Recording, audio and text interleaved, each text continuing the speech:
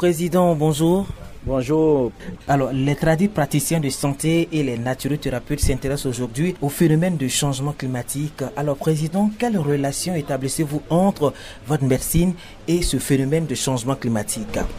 Je suis indigné, je suis maîtrisé face à ce problème, face à ce fléau qui est le changement climatique.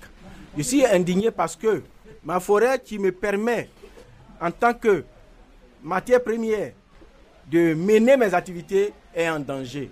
Je suis indigné parce que ma population qui devait venir vers moi n'arrive pas vers moi parce que cette population est freinée par la pollution de l'atmosphère, la pollution d'air. Et la forêt pouvait directement amortir les chocs de la pollution d'air. Ce qui ne se passe pas aujourd'hui. Ces plantes qui pouvaient nous aider, la forêt qui pouvait nous aider à pouvoir vivre, et ces forêts sont en train d'être détruites. Nous craignons que nous n'ayons pas de plantes demain pour pouvoir soigner nos malades.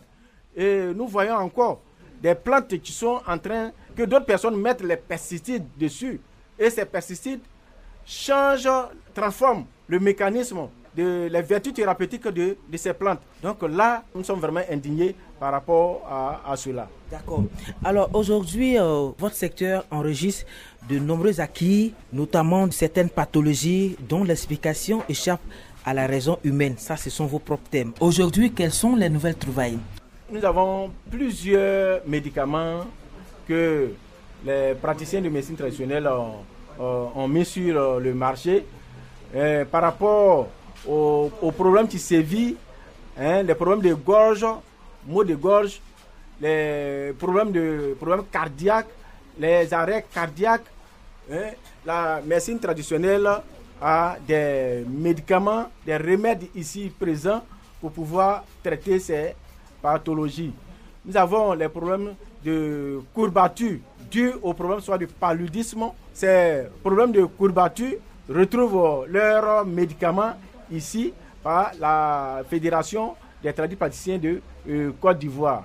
Nous avons les problèmes de palud, comme on a l'habitude de le dire, les paludismes, que ce soit pernicieux et récidivants.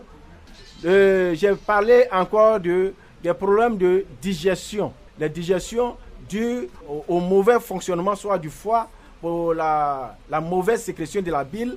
Nous avons des médicaments pour pouvoir permettre à la personne de pouvoir digérer facilement. Les problèmes comme les cas de prostate, d'ulcère et bien d'autres retrouvent leurs solutions ici. Sans oublier les femmes qui n'enfantent pas, qui ont des problèmes soit de règles douloureuses, qui ont des problèmes de kyste et fibromes.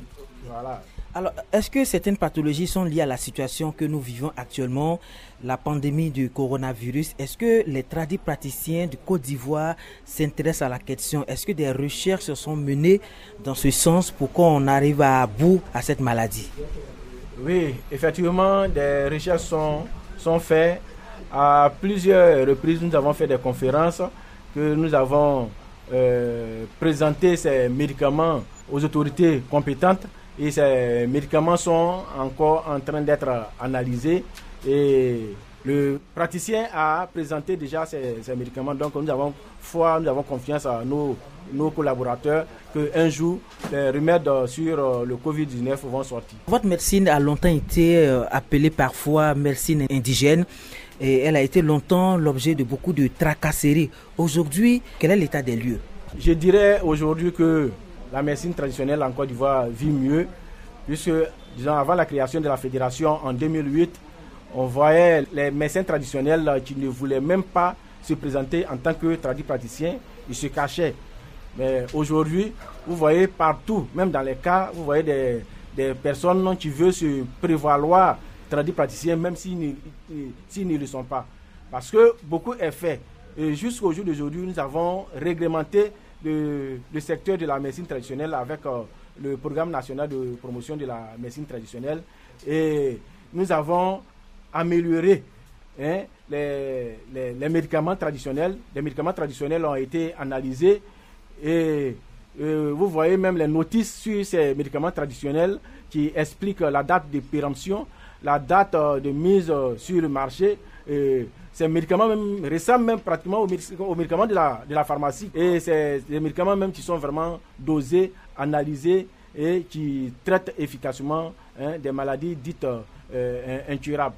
Donc nous avons vraiment des avancées du point de vue médecine traditionnelle. Le regard des gens a changé de la manière, on voyait la médecine traditionnelle d'avant, on traitait d'indigénat. Aujourd'hui, on ne traite plus cette médecine traditionnelle d'indigénat. On voit vraiment, d'autres personnes même voient comme une concurrence même par rapport à la médecine conventionnelle. Or, ce n'est pas une concurrence à la médecine conventionnelle. La médecine traditionnelle est la complémentarité de la médecine conventionnelle. Alors justement, au niveau de cette question, quels sont vos rapports aujourd'hui avec la médecine dite moderne? Nous avons les rapports au box-office, puisque l'État nous a donné un programme de médecine traditionnelle. Et donc, par rapport au point de vue formation sur les pathologies, les maladies qui semblent encore difficiles à percevoir par le praticien de médecine traditionnelle, ces formations sont faites. Prenons les cas soit de tuberculose, des maladies comme par exemple le Covid-19. Bon, il y a eu des formations par les médecins qui ont été données aux praticiens de médecine traditionnelle. Comprenons aussi que le paludisme encore tue plus que le Covid-19. Nous avons plusieurs personnes qui meurent de chaque jour de paludisme. Ces formations aussi ont été données aux praticiens de médecine traditionnelle. Les perspectives de votre secteur, président?